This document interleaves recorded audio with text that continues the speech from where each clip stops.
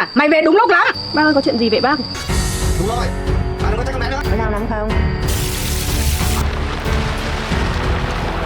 Về rồi, cái này có đủ cho cả cháu ăn rồi.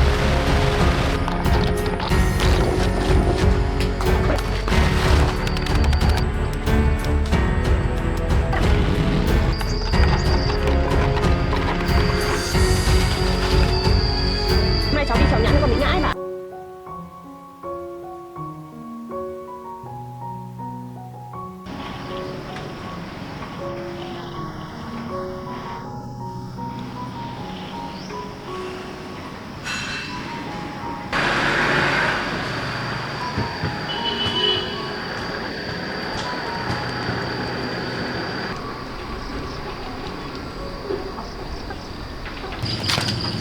Bà ơi, trời mưa rồi, cháu tranh thủ đi bắt mấy con ốc về bà cháu mình nấu ăn nhá. Rồi đi bắt ốc phải nấu chuối nhá. Vâng, bà vào trong nhà đi không mưa nhá. Vâng.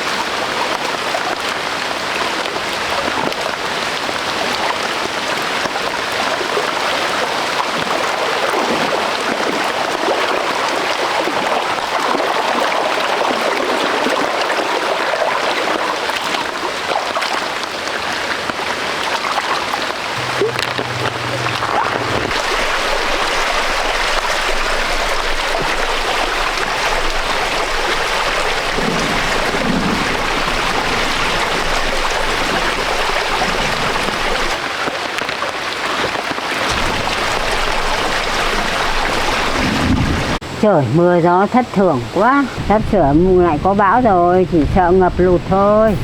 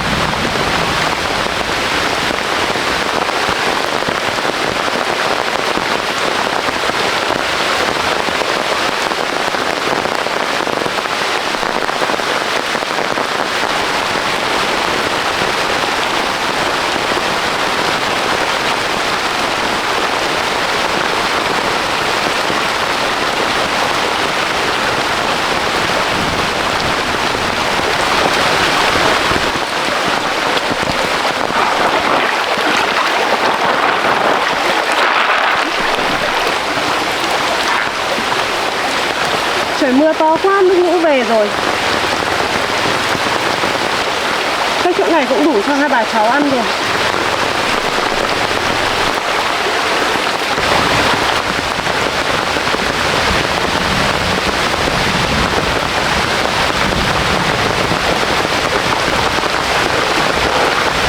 Nước to quá, sao mình phải về thôi.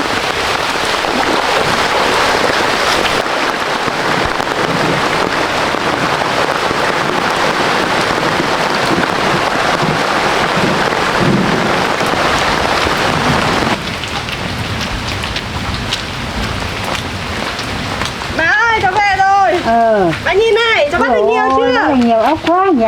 Nhiều ngon thế. Ôi dồi ôi, ướt hết quần áo rồi cháu ơi. Vừa mới ốm dậy xong rồi ướt hết đi vào thay quần áo đi.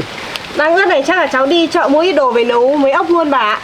Vâng, bà ở nhà bà ngâm ốc cho cháu nhá. Vâng, em cháu mang ra ngoài này.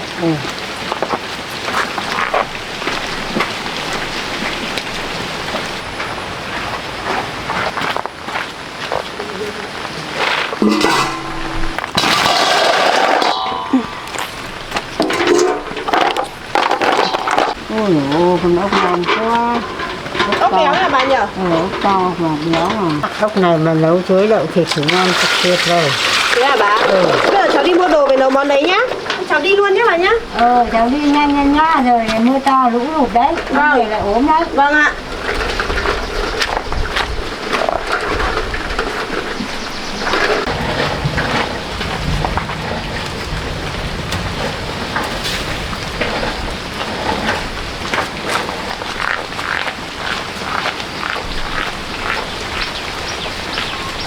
Ốc này phải thả muối vào ngâm thì nó mới sạch.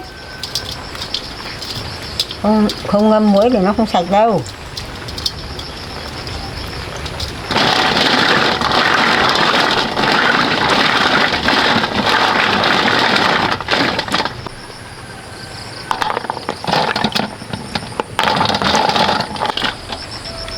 Như vào dấm bếp. Lu, lu, lu, lu, lu, lu, vào đây, lu, lu, lu, lu, lu.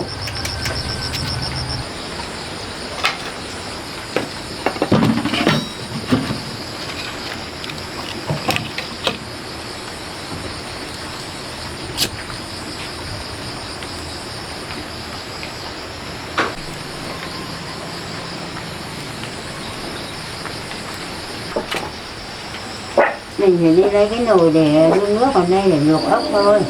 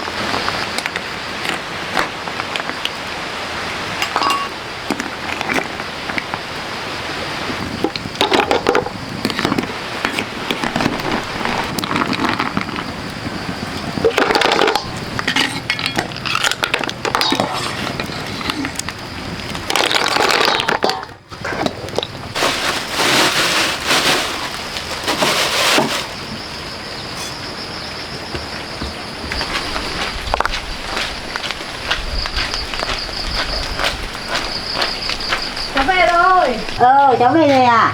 Vậy thì đi thay quần áo luôn nhưng có ướt hết rồi. Vâng ạ.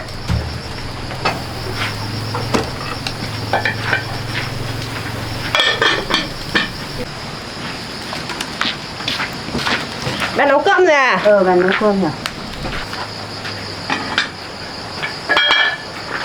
Cơm sủi rồi đấy bà nhỉ?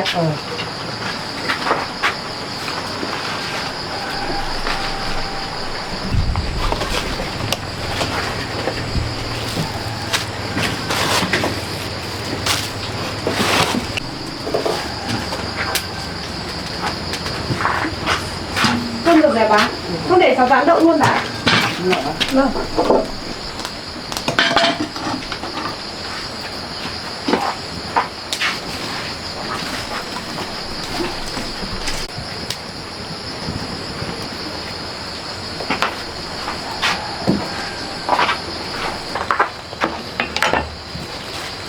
Thế cháu rán đậu đi để bà đi vót cái tăm để theo ốc nhá. Vâng ạ.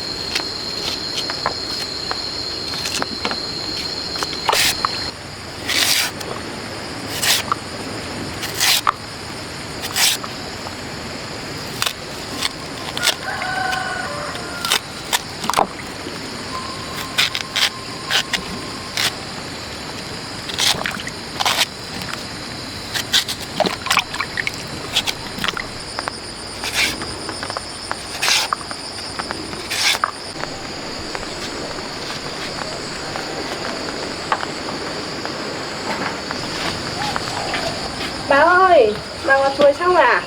Con mượn ra rồi thái thịt nhá.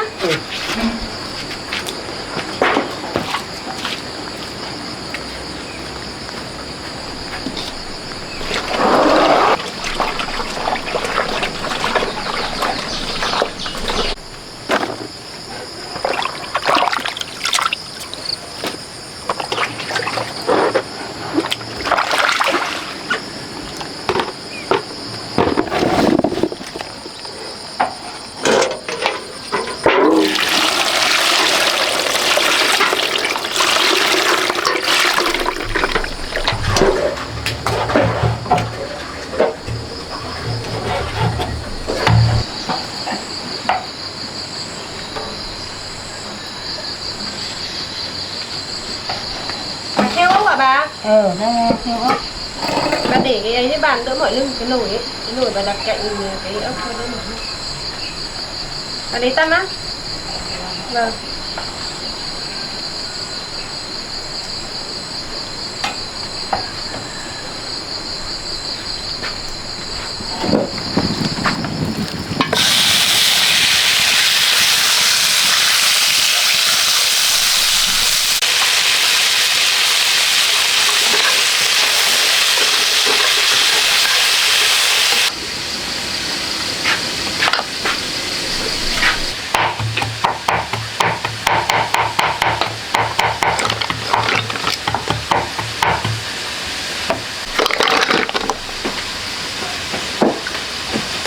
Ôi giời, đi chơi suối lũ to lắm. Vâng, lúc cháu đi bắt ốc cháu không về nhanh rồi không về được ấy bà.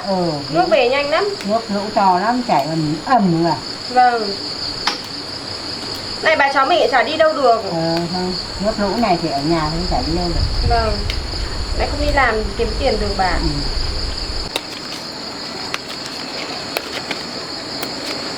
Lại bà ở nhà bà có ngủ được không? Bà không ngủ được, thấy mưa lũ thì bà sợ cháu không về được. Vâng.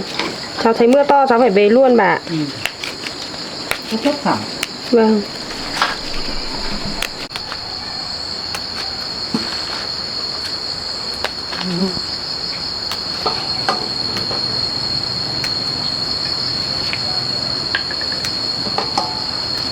Ốc béo không bà? Béo lắm, ốc béo lắm.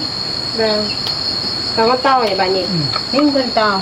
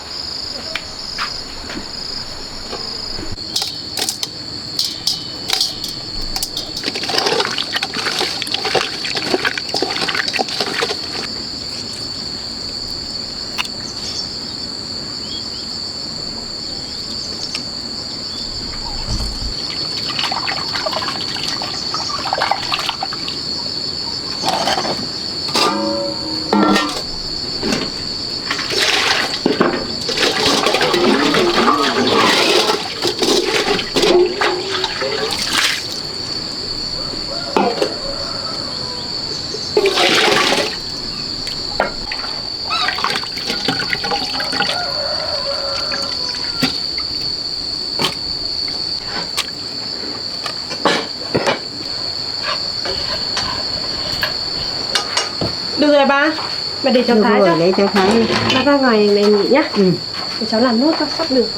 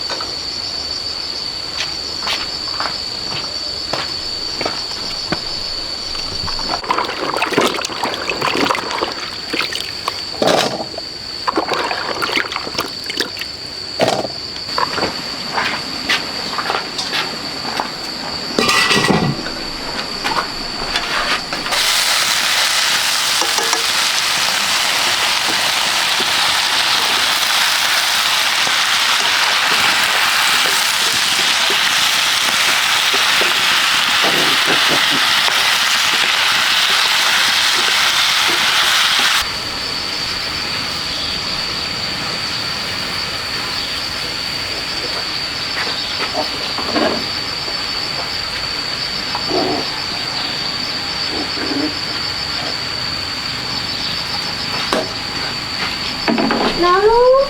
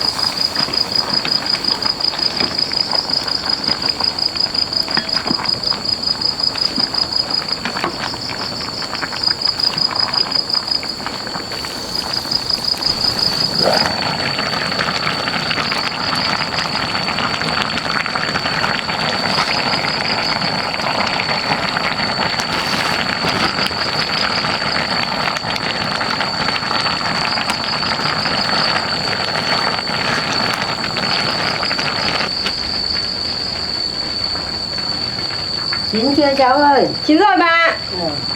Thế là xem cơm xỉa nhá. Vâng. Và cháu mình chuẩn bị ăn thôi. Hay là cháu mình chuẩn bị ăn.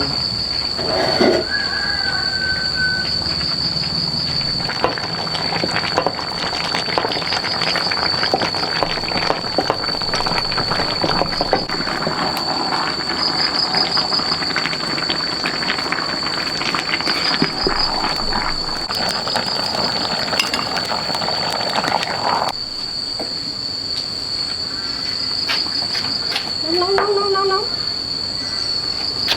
Đây má ơi. Vào đây bát nhá. Bà ơi. Cảm ơn bà. Cảm ơn cô.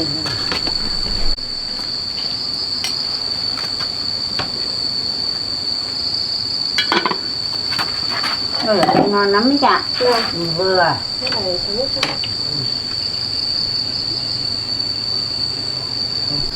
Ốc chuối ngon quá, nấu nó hơi kỳ công tí mà ngon nhỉ cháu nhỉ? Vâng, bà ăn đi nhé, ăn đi cho khỏe. Trời ngớt mưa ở đấy bà. Chắc là chiều hẳn nắng ấy. Vâng, chiều cháu đi kiếm cái gì thu hoạch để bán bà. Cháu mà đi làm ấy, nếu mà mưa thiên tai nó bão lũ thì cháu phải cẩn thận nhá. Vâng ạ. Cháu thấy mưa là cháu tránh luôn. Vâng.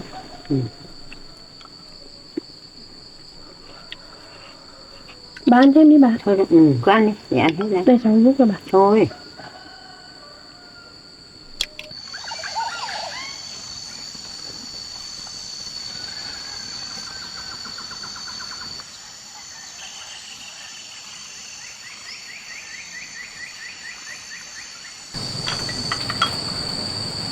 Bà ăn xong rồi. Vâng. Bà đi nằm nghỉ. Cháu cất dọn đi nhá. Vâng, thế cháu dọn dẹp xong thì cháu đi chặt chuối băm cho gà bà. Bà đi nghỉ đi nhá. Thế cháu đi lấy chuối cho gà ăn nhá. Vâng, bà uống thuốc vào nhá. Bà đi nằm nghỉ đây. Vâng.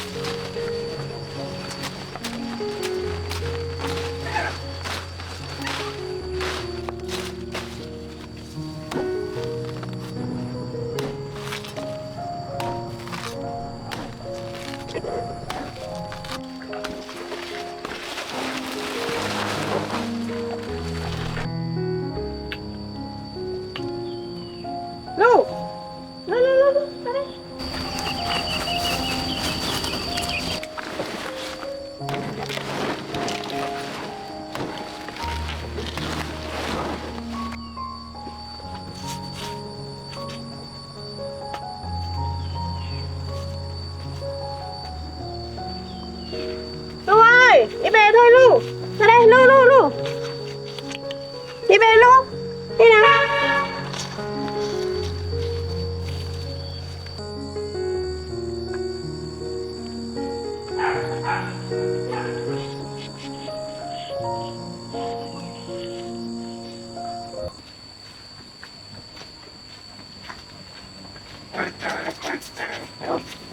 Nào, con hãm đi nào con.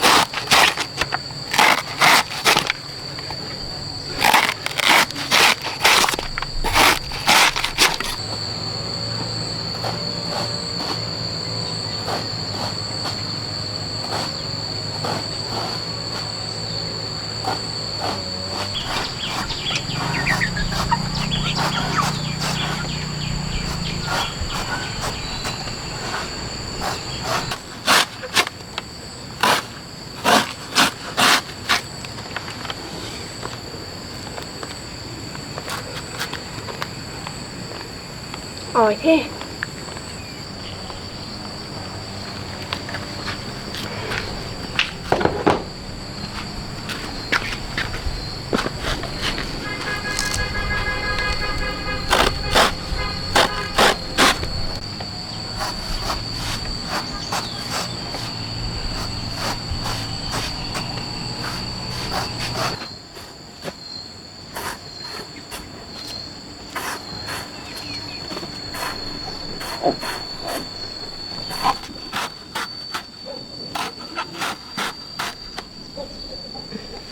Đủ.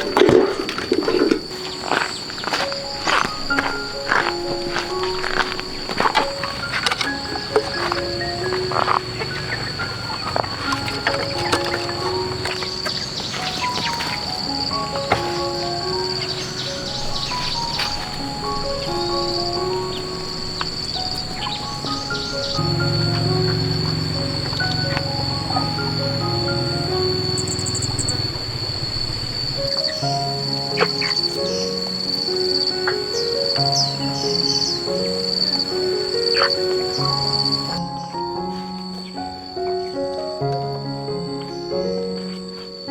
vào đi.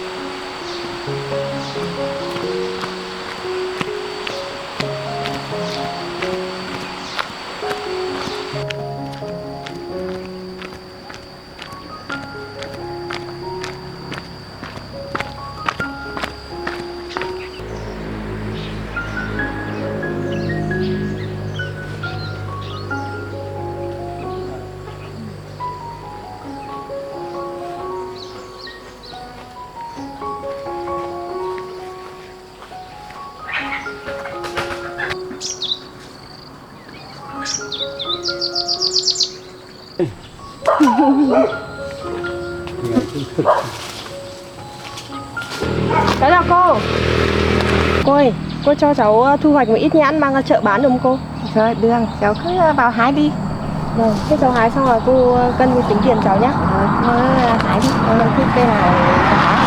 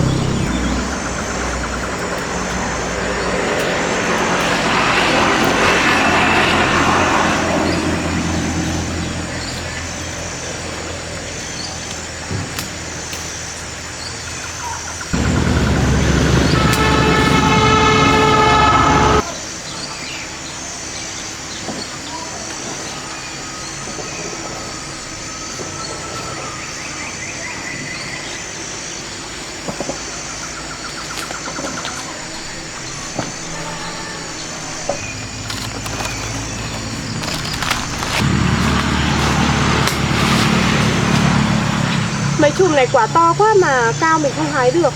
Tiếc quá.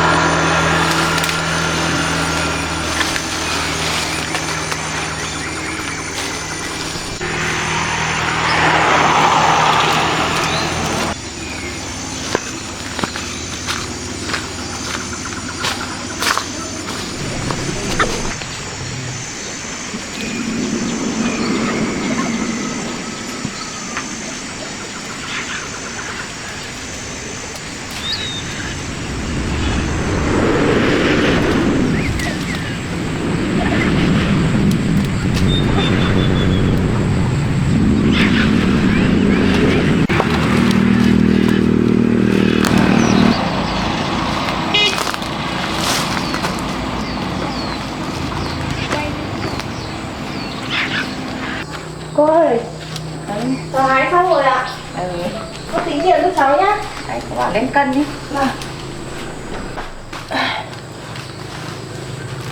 Cháu đặt lên cân cho cô nhá. Cân đi.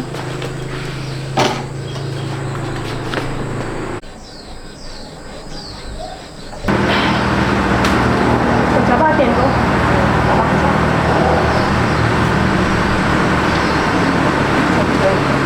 Cảm ơn cô. Cái này nhé. Vâng, cảm ơn ạ.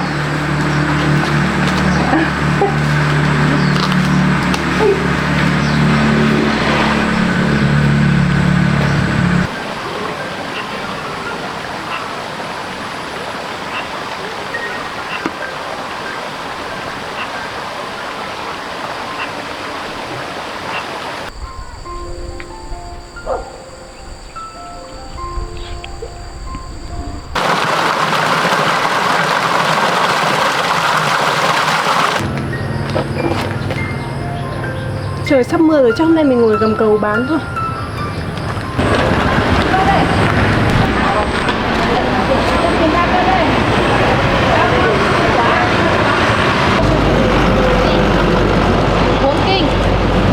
Thôi lần sau bác bù. Lần sau bù ăn Chị ơi, cho em ngồi nhờ đây một lúc nhé. Con đi nào.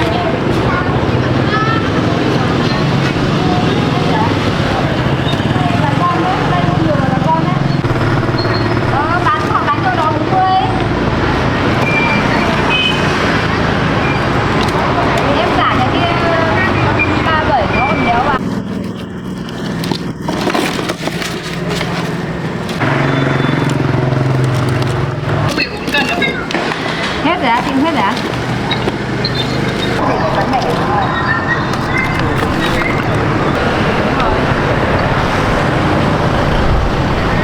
Em tưởng chị còn nhiều lắm. Đó là mua nhà đi con. Đáng bao nhiêu đấy? Bán 20.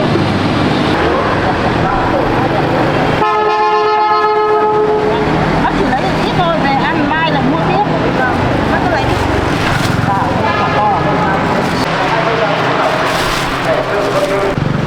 Bác 28.000 ạ. 28.000 hả?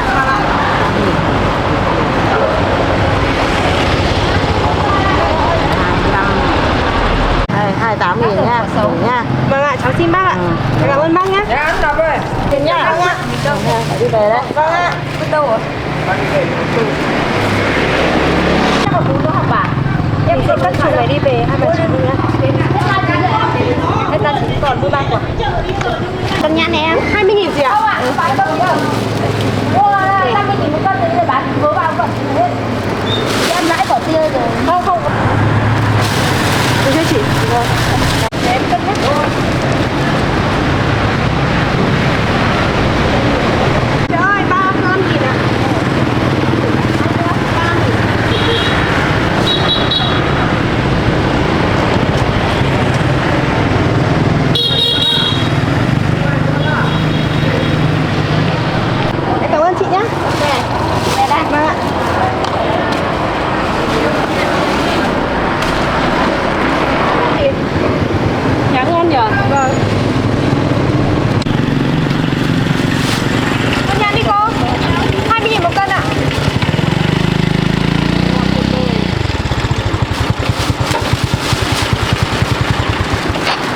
vừa bẻ xong ấy, như giói.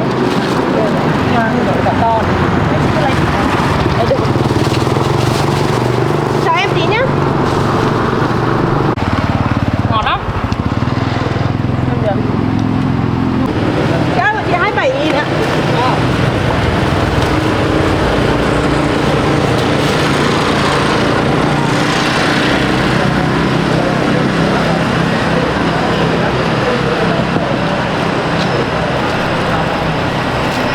Tôi được tiền mà lại.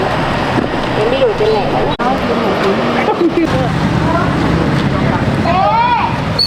Thế còn gì đâu thế của tôi này nó thế rồi à? Thế được. To nữa. Nha. Không không lấy chấm không được. Tôi dán của nó phải. Ôi của cô 3.000 à?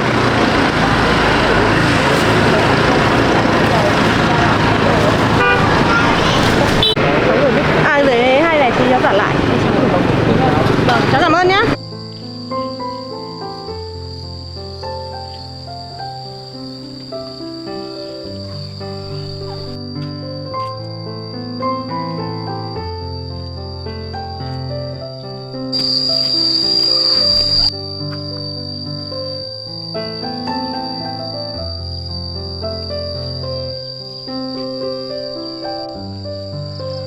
Ôi con bé Bích trồng vườn rau này trống tốt thế, sắp được ăn rồi.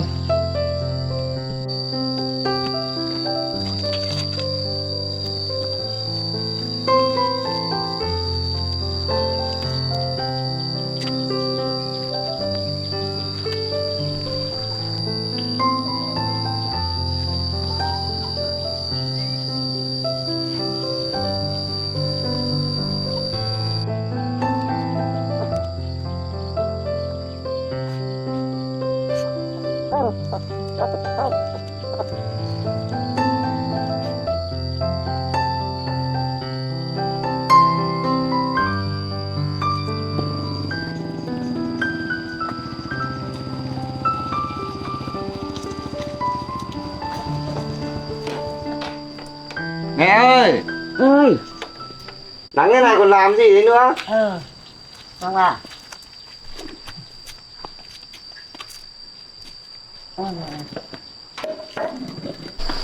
Con mang cho mẹ bộ ấm chén. Đấy, có khách thì còn có cái mà dùng. Con mang sang làm gì, để ở nhà mà con dùng chứ. Mẹ cứ dùng đi, ở nhà con còn bộ ấm chén khác. Lúc nào con cũng chỉ nghĩ đến mẹ. Thì cái Bích nó đi đâu? Nó đi làm. Hả? Nó vừa ốm dậy mà đã phải đi làm rồi á? Cái Bích nó ốm miên man thế mà đã phải đi làm rồi. Bác sĩ bảo là dặn không được đi làm, nghỉ ngơi mấy ngày cơ mà. Sáng nay trời mưa to thế mà đường thì trơn, nước lũ thì dâng cao thế mà bà để cho cháu nó đi. Nó bảo ở nhà thì sốt ruột, thuốc còn phải đi mua. Mẹ ngăn mãi mà nó chả nghe. Thế nó đi đâu nó không bảo bà? Không, nó bảo đi làm. Con bé này lúc nào cũng chỉ nghĩ cho người khác thôi, chả nghĩ thương đến mình. Hy vọng là hôm nay nó đi là không làm quá sức. Mẹ đi vào nhà nghỉ.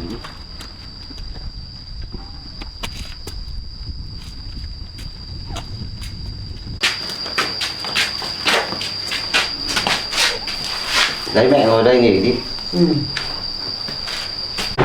Bác tiền cân nhãn chị. 20.000 ạ. Em 1 cân này.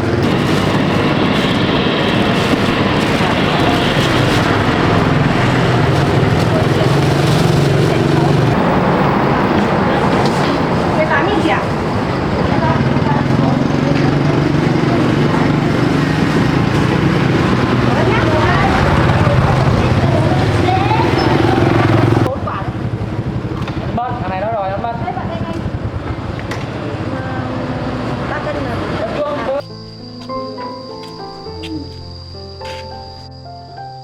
Chỗ này mưa nó chả hát ướt hết bếp à?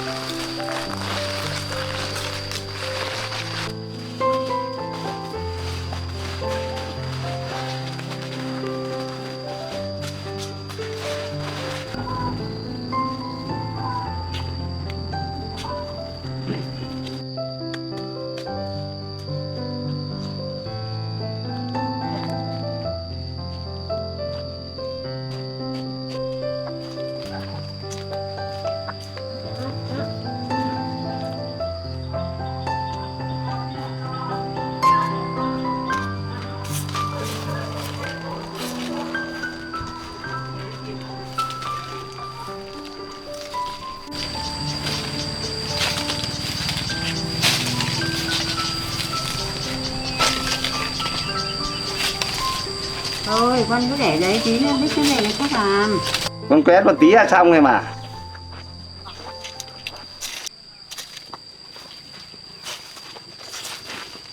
À, hóa ra là ông ở đây à?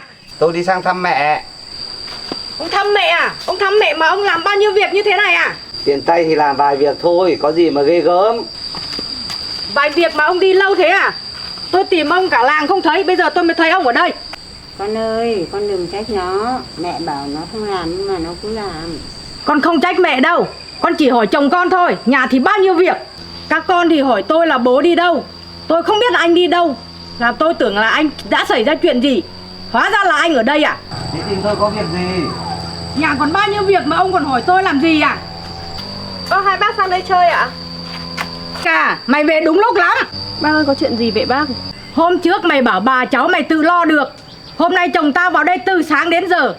Nếu như mày bảo làm được thì sao chồng tao phải làm hết mọi việc như thế này? Cháu không biết chuyện gì đang xảy ra, cháu đi làm từ sáng đến giờ mới về. Mày không biết, nhưng chồng tao biết. Anh sang đây từ sáng đến giờ làm cái gì? Cháu xin lỗi, nếu mà cháu biết bác sang thì cháu đã không đi. Đủ rồi. Bà đừng có trách con bé nữa. Mẹ tôi sống ở đây. Tôi vào thăm mẹ tôi không được à? Tôi thấy việc thì tôi làm thì làm sao? Em không cấm anh sang đây thăm mẹ, nhưng mà anh có biết gia đình mình cũng rất cần có anh không? Hai bác ơi, hai bác đừng cãi nhau nữa, tất cả là lỗi của cháu. Cháu biết là hai bác cũng thương bà, nhưng mà cháu không muốn vì hai bà cháu mà hai bác phải buồn. Từ hôm nay dù có mệt, dù có nhiều việc, cháu cũng sẽ cố tự làm, không để bác phải sang giúp nữa. Các con đừng nói thế. Mẹ già rồi, mẹ không muốn cái gì mẹ mà các con phải nặng lời với nhau.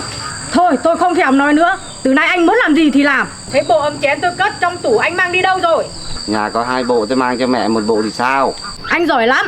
Anh về nhà xem có cái gì có giá trị anh mang nốt vào cho mẹ anh đi. Em có thôi ngay gì không? Em nói linh tinh cái gì thế? Hôm nay chỉ là bộ ấm chén, còn ngày mai là cái gì thì còn chưa biết. Thôi em đi về đi. Con xin lỗi mẹ. Bác cũng xin lỗi Bích. Bác không nghĩ mọi chuyện nó lại như thế này, làm cho mọi người khó xử. Thôi vợ chồng có gì thì về nhà bảo nhau, đừng vì mẹ mà mất vui. Này Bích này, cháu mới khỏe lại, làm gì thì giữ sức khỏe nhá. Nếu có gì thì gọi bác sang bác giúp. Thôi bác đi về đây. Vâng ạ. Con đi về đây mẹ ạ. Con chào bác ạ.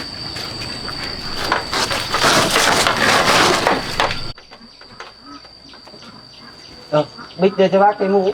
Vâng ạ.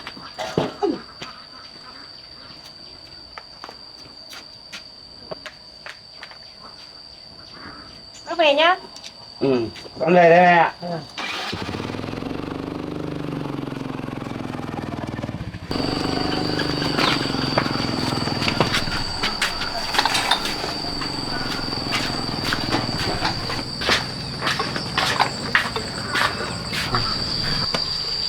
Mẹ ăn đi.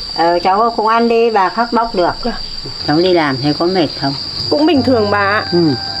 Hôm nay cháu đi trèo nhãn cho con bị ngã ấy bà. Có đau lắm không? Nếu bà xem nào. Cháu không sao đâu bà, bị đau một tí ở chân thôi. Đâu đưa bà xem nào. Có tí thôi bà ạ. Đưa bà xem.